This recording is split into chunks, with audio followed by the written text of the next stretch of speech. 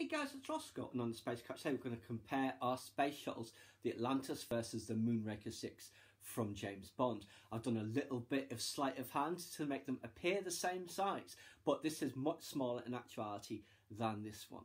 So, obviously it's a very similar overall shape, but there are some differences. The cockpit window configuration, for instance, is very different on this. Almost like a private jet, really, isn't it? Versus this one. And the nose, you see there, is different as well, where it comes up to cover, but on this one it doesn't.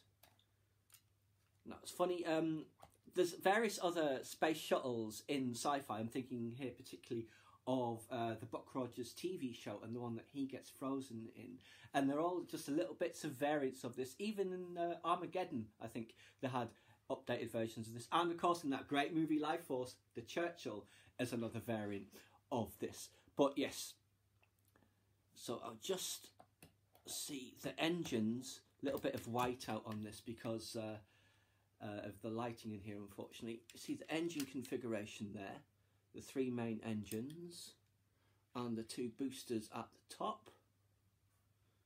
This one, three main engines, and that's it. Doesn't have the boosters.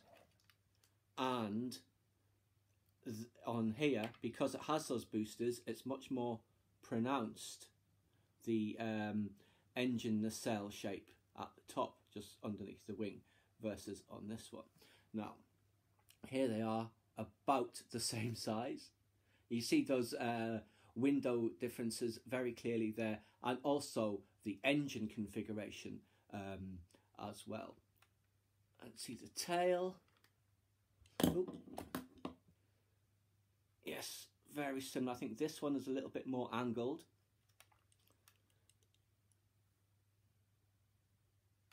This one has the tiling at the bottom of them. You can see it's reflecting there, whereas this one does not. It's white here and white underneath there as well. I'm not sure if that's correct or if that's just this particular model.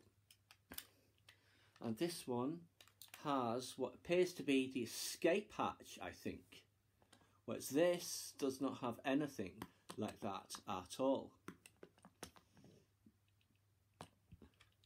Wheels very similar, landing gear I mean.